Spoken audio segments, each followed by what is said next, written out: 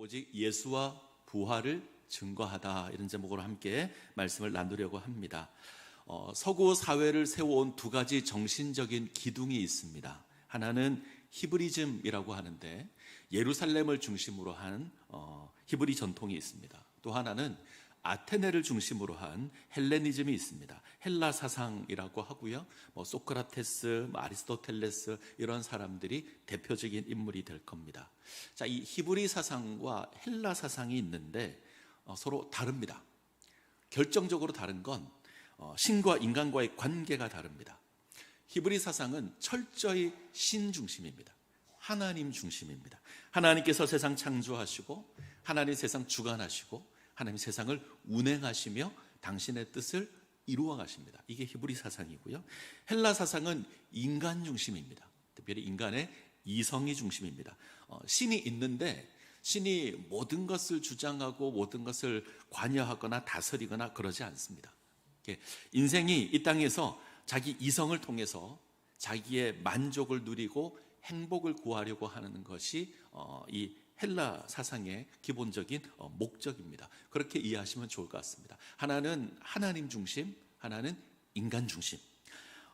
이 헬라 사상에서 신은 인간에게 지극한 관심이 있지는 않습니다. 우리 하나님은 지극한 관심이 있으시고 독생자도 보내시고 구원하시는데 헬라 사상은 그렇지는 않습니다. 그리고 인간 세계와 하나님 사이에 어느 정도 간격도 있습니다. 물론 신이 인간과 관계를 맺기도 하고 협상도 하고 인간은 신을 이용하기도 하고 때로는 신을 이겨보겠다고 덤비기도 합니다. 지금 오늘날 극장에서 가장 인기 있는 영화가 하나 있습니다. 혹시 아십니까? 아시는군요. 오디세이야. 예, 저 영화인데 보신 것 같아요. 많이. 저 아직 못 봤습니다. 좀 조만간 보고 싶은데 다 매진이더라고요. 그래서 아직 못 보고 있는데 3시간 정도 되는 영화인데 아주 난립니다. 자, 이 영화의 시작은 트로이 목마가 등장하는 것으로 아마 시작을 할 겁니다. 그리스 연합군과 트로이 사이에 전쟁이 있습니다. 트로이는 여러분들이 아는 데예요. 트로이 어딘지 잘 모르시죠? 드로아 아십니까? 바울이 마게도냐 사람의 환상을 본 곳, 그곳이 드로아인데 이름이 비슷하죠?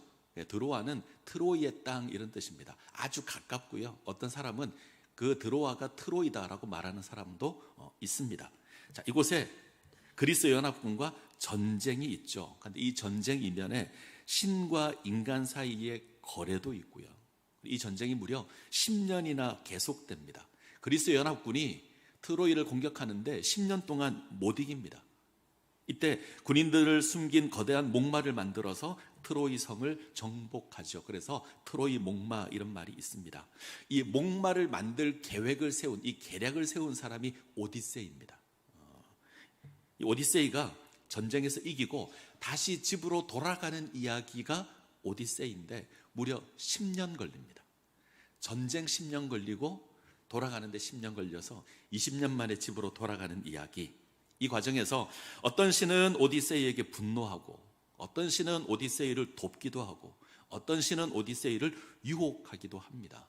우리가 아는 성경의 하나님과는 좀 다르죠. 인간은 신을 통해서 문제를 해결하기도 하고 자기 만족을 구하기도 하고 때로는 신을 이기겠다고 덤비기도 합니다. 자, 이걸 오디세이인데 한번 보시면 좋을 것 같습니다. 자, 성경 얘기로 가죠. 자, 바울이 지금 2차 전도 여행을 하고 있습니다. 자, 지도를 보겠습니다.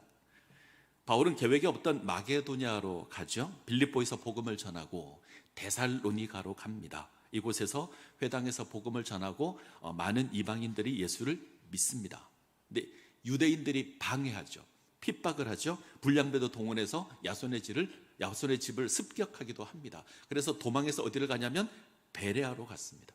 이곳에서 말씀을 전하자 또 놀라운 역사가 있습니다. 그러자 데살로니가 유대인들이 다시 베레아까지 와서 바울을 핍박합니다. 바울이 이제 어디를 가냐면 아덴으로 갑니다. 아가야 지역의 아덴으로 가는데 이 아덴이 아테네입니다. 우리가 요즘 얘기하는 아테네. 헬라 사상의 중심지, 철학과 문학의 도시, 동시에 우상의 도시. 우선 아테네 자체가 여신의 이름입니다. 아테네, 전쟁의 여신, 지혜의 여신. 이 여신의 이름이 아테네입니다. 그리고 이곳에 온갖 신들이 다 있습니다. 온갖 우상이 가득합니다. 기록을 보면 아테네 당시 바울이 방문할 이때 당시 아테네 인구가 2만인데 우상이 3만이었대요. 사람을 찾는 것보다 우상을 보는 게 훨씬 더 쉬웠다. 이런 역사적인 기록이 있습니다. 이때 바울이 아테네를 갑니다. 그래서 분노하죠. 우상 섬기는 것을 보고. 자, 17장 16절 볼까요? 17장 16절 같이 읽습니다.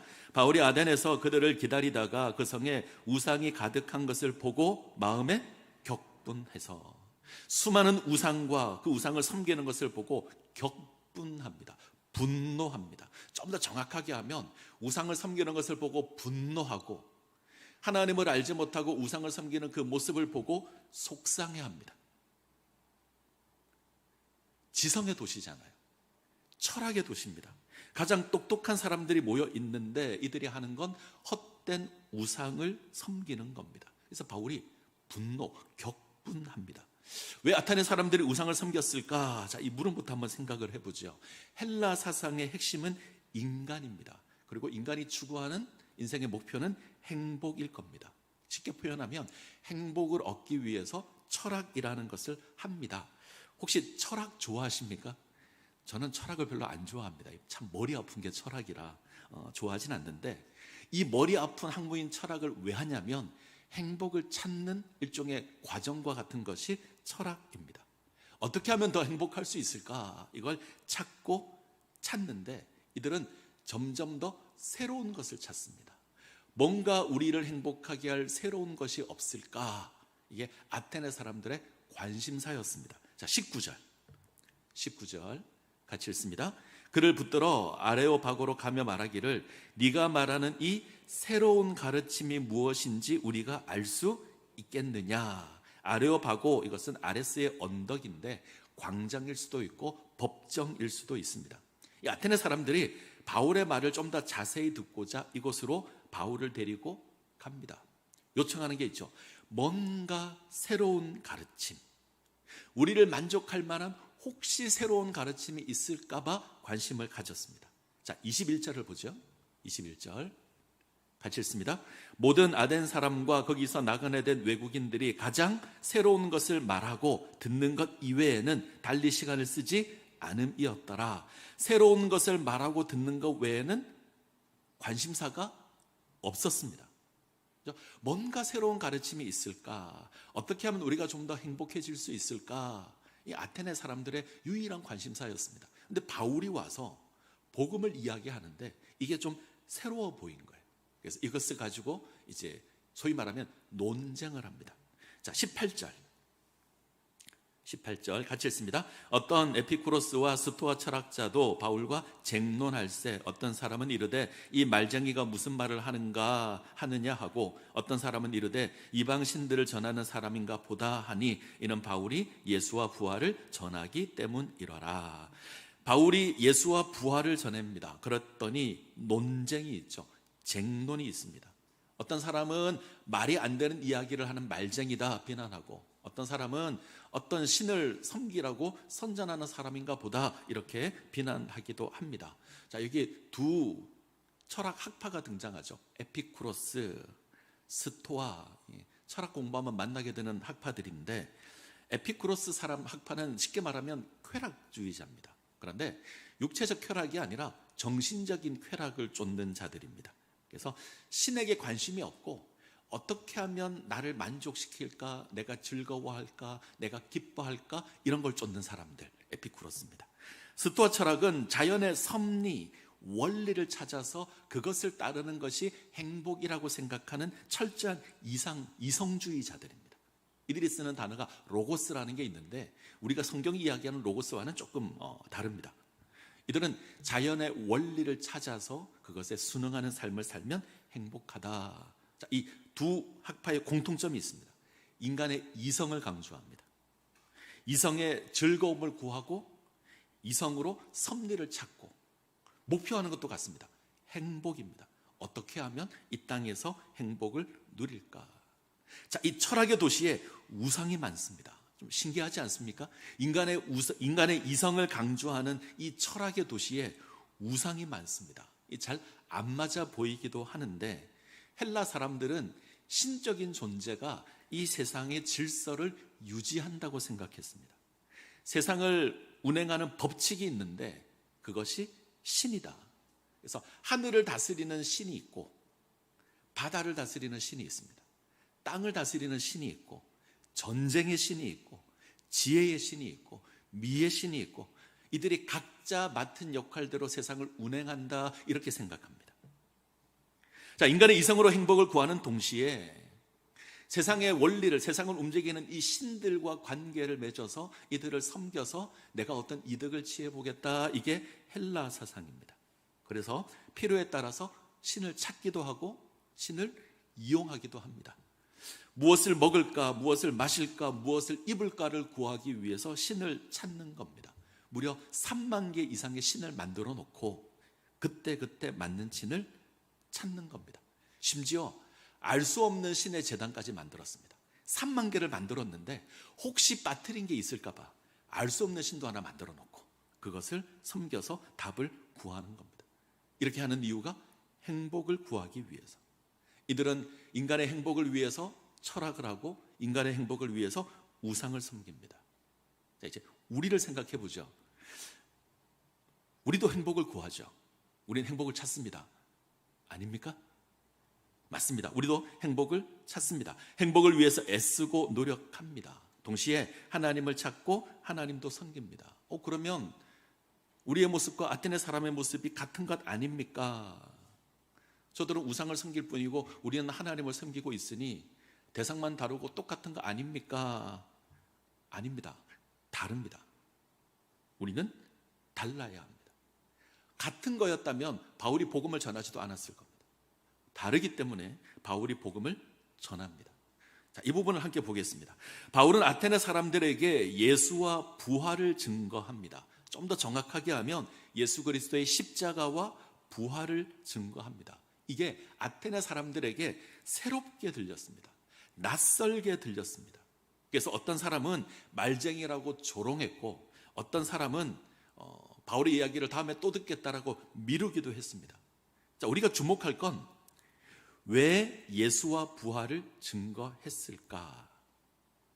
바울이 왜 예수와 부활을 증거했을까? 이게 오늘 핵심입니다. 이렇게 표현하죠. 우리가 하나님을 찾은 게 아닙니다. 하나님께서 우리를 택하셨고 부르셨습니다. 맞습니까? 다시요. 우리가 하나님을 찾은 게 아닙니다. 하나님이 우리를 택하셨고 우리를 부르셨습니다. 그에 대한 증거가 예수와 부활입니다. 조금 어려울 수 있는데 제가 예전에 한번 물었던 기억이 있습니다. 우리 신앙의 출발점은 창조입니까? 아니면 십자가와 부활입니까? 십자가와 부활입니다. 성경 이야기는 창세기부터 진행을 하죠. 그래서 창조가 시작이다 할 수 있지만 우리가 하나님의 백성으로 부름을 받은 그 신앙의 시작은 십자가와 부활입니다. 우리가 예수 그리스도의 십자가의 복음을 통해서 하나님을 알고 하나님의 자녀가 되었습니다. 하나님의 자녀가 되고 보니 창조라는 것도 알게 되고 타락도 알게 되고 구속도 알게 되는 겁니다. 하나님이 어떤 분인지도 알고 우리 인생이 어떤 존재인지도 압니다. 시작이 예수와 부활입니다. 자, 다시 한번요. 우리가 하나님을 안 것입니까? 하나님께서 나를 부르신 겁니까? 하나님께서 나를 부르신 겁니다. 우리는 하나님을 알 수 없습니다. 하나님이 우리를 찾아주셨고 불러주셨습니다. 인생이 하나님을 찾은 것이 아니라 하나님이 인생을 찾아주셨습니다. 자, 바울은 이 이야기합니다. 자, 24절을 볼까요? 24절, 25절 같이 읽습니다. 우주와 그 가운데 있는 만물을 지으신 하나님께서는 천지의 주제시니 손으로 지은 전에 계시지 아니하시고 또 무엇이 부족한 것처럼 사람의 손으로 섬김을 받으시려는 것이 아니니 이는 만민에게 생명과 호흡과 만물을 친히 주시는 이심이니라. 하나님 어떤 분이죠? 우주의 모든 것을 창조하신 분, 이 땅에 존재하는 모든 것을 지으신 분 하나님. 또 하나님 어떤 분이죠? 완전하신 분입니다.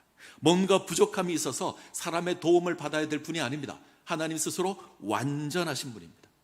또 어떤 분입니까? 완전하여서 우리에게 주시는 하나님, 우리에게 생명과 호흡과 모든 것을 주시는 하나님.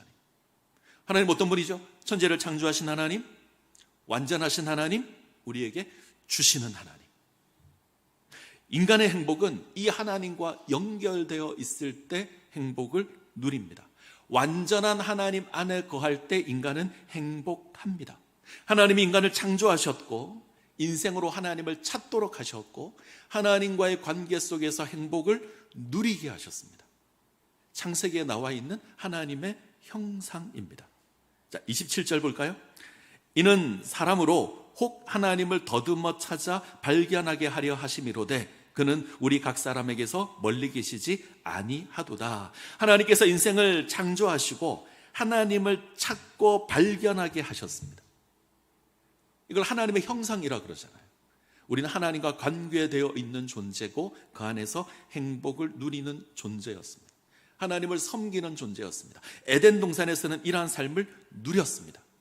그런데 더 이상 하나님을 알 수 없게 되었습니다. 죄 때문입니다. 죄를 인해서 하나님을 찾을 수 없습니다.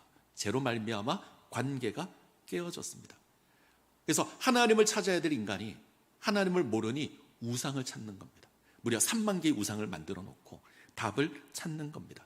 하나님의 영광을 사람과 새와 짐승과 기어다니는 동물 모양의 우상으로 바꿔버렸습니다. 자, 29절 같이 읽습니다. 이와 같이 하나님의 소생이 되었은 즉 하나님을 금이나 은이나 돌에다 사람의 기술과 고안으로 새긴 것들과 같이 여길 것이 아니니라. 이와 같이 하나님의 소생이 되었은 즉, 이 말은 하나님이 창조하셨은 즉 이 말입니다. 하나님이 인간을 창조하셨는데 우리가 그 하나님을 은이나 금이나 은이나 돌에다 우리의 기술과 우리의 능력으로 새겨놓고 우상을 만들어서 섬길 수 없다. 그건 하나님을 거역하는 거다. 자, 조금 어렵죠? 자, 30절 31절 가겠습니다. 30절 31절 같이 읽습니다.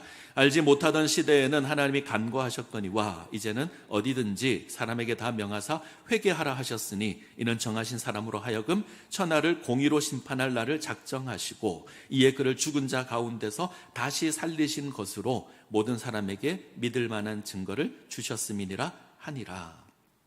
자, 쉽게 풀겠습니다. 하나님을 모를 때는 하나님 그냥 넘어가셨습니다. 근데 이제 하나님 당신을 드러내십니다.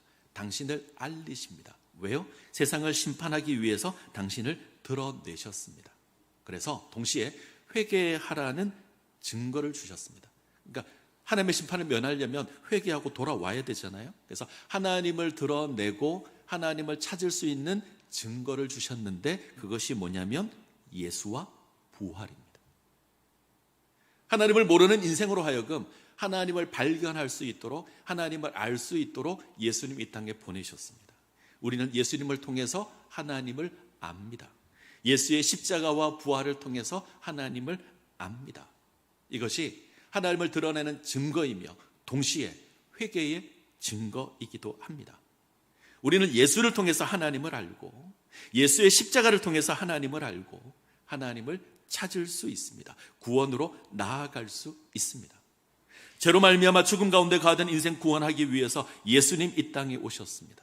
우리의 죄를 위해 죽으십니다. 죄의 문제를 해결하시고 하나님 알게 하셨습니다. 사망 권세 깨뜨리시고 부활하셔서 우리에게 생명을 허락해 주셨습니다. 이것이 행복입니다. 이것이 바울이 이야기하는 행복입니다. 하나님과 우리가 다시 연결되는 것, 다시 관계 세워지는 것, 하나님과의 온전한 관계 속에 세워지는 것, 행복입니다. 헬라 사람들은, 헬라 사상은 나의 만족을 구하는 것을 행복이라고 생각합니다. 나의 탐심을 채우는 것을 행복이라고 생각했습니다. 이것을 위해서 신을 이용했는데 바울은 하나님과 관계되는 것이 행복이다 이렇게 선포하는 겁니다. 그것이 예수와 부활입니다. 사람들은 무엇을 먹을까 마실까 입을까 염려함으로 이 땅을 삽니다. 이 문제를 해결하는 것을 행복이라 생각합니다. 이것을 위해서 우상을 섬깁니다. 근데 만족을 누리지 못합니다. 알 수 없는 신까지 만들어서 섬기지만 만족할 수 없습니다. 우리에게는 이것이 행복이 아닙니다. 무엇을 먹을까, 마실까, 입을까 하나님이 책임지십니다. 우리가 염려하고 고민하고 추구할 게 아닙니다. 하나님 책임지십니다. 공중의 새 한 마리, 들의 백합화도 하나님께서 먹이시고 입히십니다. 우리는 이 하나님을 아는 것이 행복입니다. 우리의 모든 것을 책임지시는 이 하나님을 아는 것, 이것이 행복입니다. 그의 나라와 그의 의를 사는 것, 이것이 행복입니다. 바울이 고백하는 게 이겁니다. 하나님과 관계되는 것이 행복입니다. 하나님 안에 있는 것이 행복입니다. 하나님의 나라와 의를 구하는 것이 행복입니다. 무엇을 먹느냐, 무엇을 마시느냐, 무엇을 입느냐, 이것으로 행복을 좌우되지 않습니다. 그건 하나님께서 채우시는 겁니다. 우리가 하나님을 아는 것, 하나님 안에 있는 것, 이것이 행복입니다. 믿으시기 바랍니다. 아멘. 자, 바울의 증거를 듣고 어떤 사람은 비웃고 조롱합니다. 그럴 수밖에 없죠. 하나님이 인간이 된다, 신이 인간이 된다, 신이 인간에게 고난당하고 십자가에서 죽임당한다, 이것으로 우리가 구원받는다, 심지어 그 신이 죽음에서 부활한다. 이게 되게 황당하게 들렸을 겁니다. 이상하게 들리고 어리석게 들렸을 겁니다. 그래서 비웃고 조롱합니다. 어떤 사람은 관심을 가지고 마치 관심을 가지는 것처럼 내가 다시 듣겠다 이렇게 말합니다. 바울의 이야기를 듣고 한쪽은 조롱하고 한쪽은 내가 다음에 들을게 이러고 갑니다. 자, 다음에 들을게 이 말은 안 듣겠다는 거예요. 우리가 옷을 사러 가서 옷을 만져보고 입어보고 그럼 뭐 하죠? 딱 내려놓고 다음에 올게요 그러고 가잖아요. 이거 오겠다는 얘기입니까? 안 오겠다는 얘기입니까? 안 오겠다는 얘기예요. 지금 이 사람들 그렇습니다. 들었는데 마음에 들지 않아요. 내가 다음에 올게 그러고 갑니다. 자, 34절 보겠습니다. 34절 같이 읽습니다. 몇 사람이 그를 가까이 하여 믿으니 그 중에는 아레오바고 관리 디오누시오와 다말이라 하는 여자와 또 다른 사람들도 있더라. 그런데 그 중에 믿는 사람이 있습니다. 누가는 이 사람들의 이름을 특별히 기록해뒀습니다. 아레오바고의 관리 디오누시오, 또 하나는 여자 다말이. 제가 고민을 했습니다. 왜 이 사람들의 이름이 기록되어 있을까? 혹시 여러분 들어보셨을지 모르겠지만 많은 사람들이 바울이 이 아덴에서 한 사역을 실패라고 생각합니다. 아테네에서 열심히 복음 전했는데 실패했다 이렇게 생각하는 이유는 바울이 격분해서 변론했기 때문에, 변론하는 것으로 말씀을 전했기 때문에, 심지어 이것을 두고 성령을 의지하지 않고 인간의 지혜로 복음을 전했기 때문이다. 그래서 변론하지 말아야 한다 이런 가르침을 하기도 합니다. 그에 대한 증거가 뭐냐면 믿는 자가 적었다 이렇게 이야기를 합니다. 과연 그럴까? 제 생각은 조금 다릅니다. 분명 믿는 자의 수가 적은 건 맞습니다. 근데 실패라고 할 수 없을 겁니다. 믿는 자가 있잖아요. 저는 디오누시오, 다말이 이 이름을 정확하게 기록해 놓은 이유가 여기 있다고 생각합니다. 숫자가 적었지만 믿는 자가 있습니다. 숫자가 적었지만 구원받은 백성이 있습니다. 저는 바울이 굉장히 탁월한 설교를 했다라고 생각합니다. 저는 이것으로 우리가 교훈을 받아야 한다 생각합니다. 예수 그리스도의 복음이 인간의 지혜로 보면 미련하고 어리석습니다. 소위 지혜에 있다는 사람들이 비웃는 것이고 무시하는 겁니다. 그런데 우리를 구원하시는 하나님의 능력입니다. 자, 로마서 1장 16절 같이 읽습니다. 내가 복음을 부끄러워하지 아니하노니 이 복음은 모든 믿는 자에게 구원을 주시는 하나님의 능력이 됨이라. 먼저는 유대인의 개요 그리고 헬라인의 개로다. 예수 그리스도의 복음이 우리를 구원하는 하나님의 능력입니다. 유대인도 구원하고 헬라인도 구원합니다. 유대인도 예수 믿어야 구원받고 헬라인도 예수 믿어야 구원받습니다. 아무런 차별이 없습니다. 자, 17장 17절 갈까요? 사도행전. 자, 같이 읽습니다. 회당에서는 유대인과 경건한 사람들과 또 장터에서는 날마다 만나는 사람들과 변론하니. 자, 주목할 것이 있습니다. 바울은 회당에서는 유대인 그리고 경건한 이방인들, 이들과 변론합니다. 장터에서, 광장에서는 만나는 사람들과 변론합니다. 자, 뭘 변론했냐? 18절 맨 아래 보시면 예수와 부활을 변론합니다. 회당에서는 어떻게 변론했을까요? 구약 성경에 오실 것으로 기록된 그 그리스도가 예수다. 데살로니가에서 전했던 그 복음을 그대로 전했을 겁니다. 그 예수가 우리 죄를 위해서 죽었고 우리를 위해서 부활하셨다. 이거 변론합니다. 광장에서는요, 천지를 창조하신, 사람을 창조하신 창조주 하나님이 계시고 그가 죄에서 우리를 구원하기 위해서 이 땅에 오셨고 죽으셨고 부활하셨다. 이것을 변론합니다. 안 믿는 유대인, 하나님을 섬긴다는 이방인, 믿지 않는 이방인, 이들에게 복음을 전하는데 똑같습니다. 예수와 부활을 증거합니다. 예수 그리스도의 십자가와 부활을 증거합니다. 우리가 전해야 될 그 복음, 우리를 구원할 생명의 복음, 이것을 전합니다. 바울에게는 이것이 행복입니다. 자, 아덴이 의미하는 건 결과가 우리 생각과 좀 다를 수 있다는 겁니다. 회당에서 변론하고 광장에서 변론하고 아레오바고라는 법정에서 복음을 변론합니다. 증거합니다. 애를 썼습니다. 그가 할 수 있는 모든 걸 동원해서 예수와 부활을 증거했습니다. 그랬는데 외면당하고 무시당합니다. 그러나 복음을 전하는 일을 멈추지 않습니다. 이게 아덴입니다. 그런데 그 아덴에 구원받을 디오누시오가 있고 다마리가 있습니다. 생명을 얻을 백성이 있습니다. 그래서 멈출 수 없는 겁니다. 저는 이 은혜를 우리가 누렸으면 좋겠습니다. 말씀을 묵상하면서 그런 생각을 했습니다. 설교자가 지칠 수 있습니다. 사역자가 지칠 수 있습니다. 여러 이유가 있겠지만 그 중에 하나가 사역의 열매가 기대만큼 보이지 않으면 지칩니다. 뭔가 사람들이 듣는 것 같지 않고 때로는 조롱하는 것처럼 보이고 관심이 없는 것처럼 보이면 지칩니다. 어쩌면 저도 그럴 때가 있는 것 같습니다. 그런데 우리가 기억해야 될 것이 있죠. 모든 것을 주장하시고 행하시는 것은 하나님이십니다. 하나님께서 하시는 일입니다. 우리의 기대와 다르고 우리의 원하는 목적과 다르지만 당신의 백성을 부르는 건 하나님의 영역입니다. 우리가 하는 건 우리는 심는 자고 물을 주는 자지 기르시는 분은 하나님이십니다. 그건 하나님께서 하실 겁니다. 저는 이렇게 생각합니다. 많지는 않지만 디오누시오가 있고 다마리가 있으면 충분할 것 같습니다.